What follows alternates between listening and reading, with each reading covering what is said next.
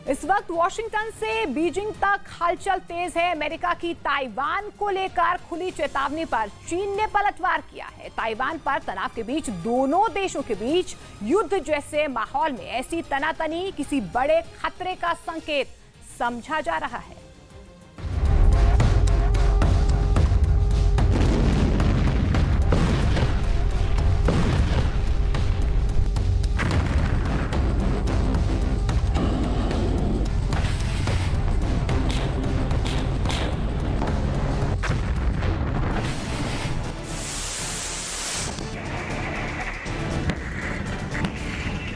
एक तरफ दम दिखाया जा रहा है, दूसरी ओर हाथ मिलाए जा रहे हैं। एक ओर यूएन में शांति का पाठ पढ़ा जा रहा है, दूसरी ओर युद्धपोत से जंगी जहाज उड़ान भर रहे हैं।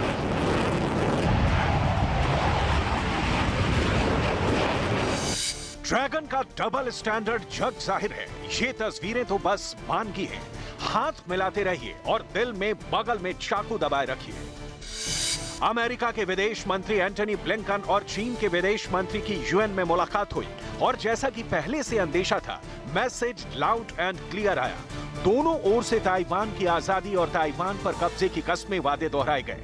अमेरिका ने क्लियर कट संदेश दिया कि ताइवान स्ट्रेट में शांति और स्थिरता बनाए रखना क्षेत्रीय वैश्विक सुरक्षा और समृद्धि के लिए अहम है।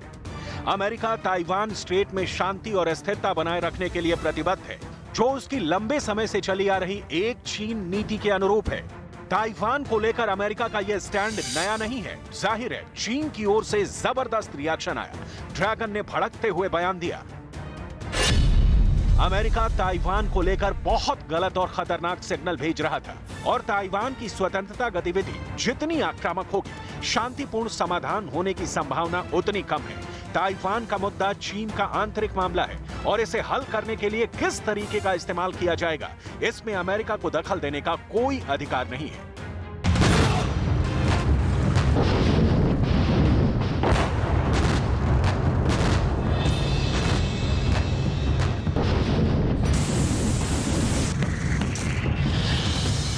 सवाल है, अब आगे क्या? चीन की चेतावनी और धमकियों का असर न ताइवान पर देखने को मिल रहा है, न अमेरिका पर। उल्टे ताइवान चीन को खुली चुनौती दे रहा है। छोटा देश होने के बावजूद ताइवान चीन की दादागिरी के आगे झुकता नहीं दिख रहा।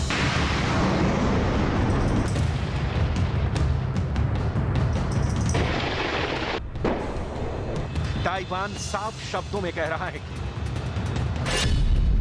ताइवान की नाकेबंदी या किसी तट को जब्त करना युद्ध का कार्य माना जाएगा और ताइवान आत्मसमर्पण नहीं करेगा। ताइवान शांति चाहता है और हमला करने पर अपना बचाव करेगा। मतलब ताइवान तैयार है खुद को बचाने के लिए। अमेरिका तैयार है ताइवान को मदद देने के लिए। अब सवाल है कि क्या चीन तैयार है ताइवान को तत्काल कब्जाने के लिए? दुनिया भर के कई एक्सपर्ट्स का मानना है कि चीन की सैन्य कार्रवाई ताइवान पर सीधी नहीं हो सकती है। इसमें ताइवान को चीन के शासन को स्वीकार करने के लिए मजबूर करने की कोशिश करने के लिए नाकाबंदी जैसी कार्रवाइयां शामिल हो सकती हैं। ताइवान इसके लिए भी तैयार है, लेकिन सवाल सिर्फ तैयारियों का नहीं है। सवाल दो महाशक्तियों चीन और अमेरिका के टकराव का, जिसकी वजह से ताइवान स्ट्रेट से लेकर साउथ चाइना सी तक में खलबली है।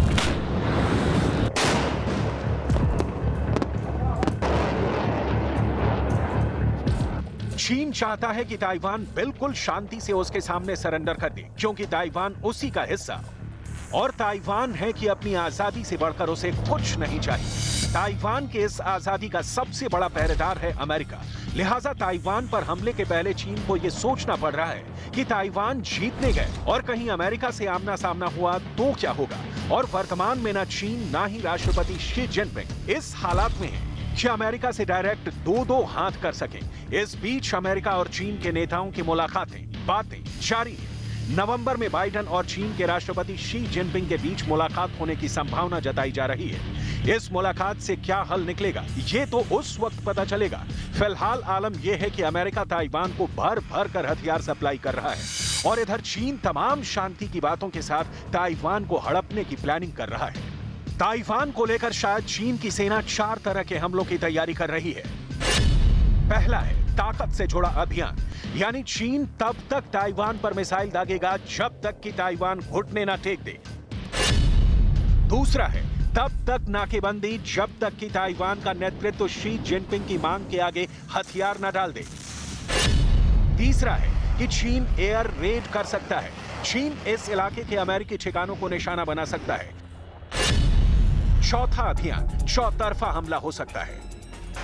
ज्यादातर मिलिट्री एक्सपर्ट्स का मानना है कि चीन शुरुआती तीनों विकल्पों को आजमा सकता है, यानी ताइवान पर चीन चौतरफा हमले से बचना चाहेगा। लेकिन यह सिर्फ कयास है, क्योंकि चीन की मिलिट्री ताकत का प्रदर्शन जो हालात बयां कर रहे हैं वो जमीन पर नहीं दिखती। अगस्त की शुरुआत से बढ़ते ताइवान को लेकर अमेरिका और चीन का विवाद अनसुलझी गुत्थी में बदल चुका है, जिसे समझने के लिए ताइवान के 3 दशक पीछे के इतिहास को देखना बहुत जरूरी है।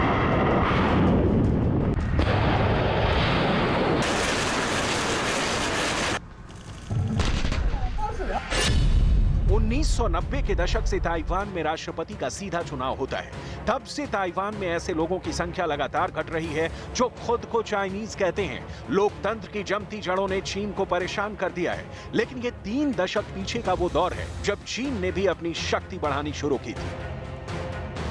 इस वजह से चीन दुनिया के कारोबारी संगठनों और अंतर्राष्ट्रीय संस्थानों में दबदबा दिखाने लगा। चीन अपने पड़ोस में संप्रभुता को लेकर कहीं ज्यादा आक्रामक तरह से दावेदारी करने लगा, लिहाजा नौबत युद्ध के मुहाने तक पहुंच गई। वैसे भी जब कोई उभरती शक्ति किसी सुपर पावर को चुनौती देती है तो नतीजा युद्ध के रूप में सामने आता है।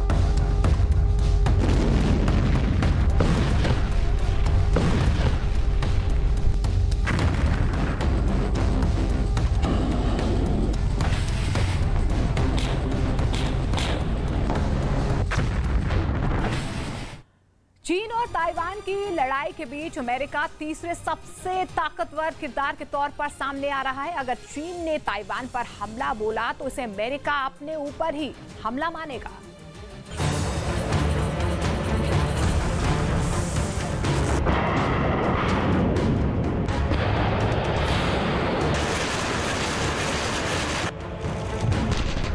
चीन आर्थिक, राजनीतिक और सैन्य तौर पर एक शक्ति है, इसे लेकर कोई शक या सवाल नहीं है। लेकिन यहाँ सिर्फ ताइवान और चीन की शक्ति की बात नहीं, क्योंकि इस लड़ाई में जो तीसरा किरदार है वो सबसे ताकतवर है, और वो है अमेरिका, जिसके दम पर ताइवान की आजादी महफूज है। लिहाजा ताइवान पर चीन हमला करता है तो यह हमला अमेरिका चीन के बीच डायरेक्ट वॉर के रूप में ही माना जाएगा।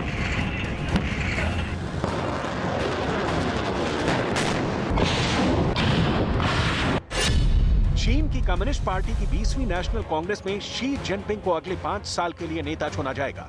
शी जिनपिंग का यह तीसरा कार्यकाल होगा।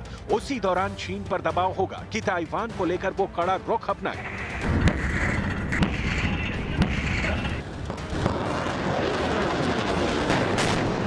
दूसरी ओर ताइवान 1 कंट्री 2 सिस्टम के तहत चीन के साथ एकीकरण के लिए मान जाए, इसकी संभावना ना के बराबर है। हांगकांग में जो कुछ हुआ है उसे देखने के बाद ऐसा मुश्किल लगता है। सवाल है, फिर क्या अमेरिका चीन युद्ध ही एकमात्र विकल्प बच जाता है?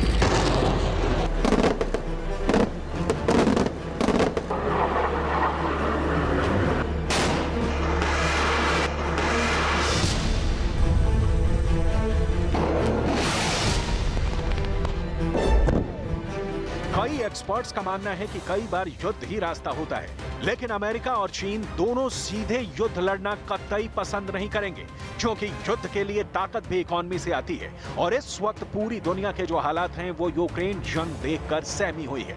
लिहाजा फिलहाल तो कम से कम लड़ाई से सिर्फ तबाही और बर्बादी ही होगी। 73 साल से चीन और ताइवान के बीच टकराव चल रहा है। ताइवान का आकाश हो या समुद्री सीमा हो, चीन लगातार घुसपैठ करता रहता है। चीन नहीं चाहता है कि ताइवान के मुद्दे पर किसी भी तरह का विदेशी दखल हो।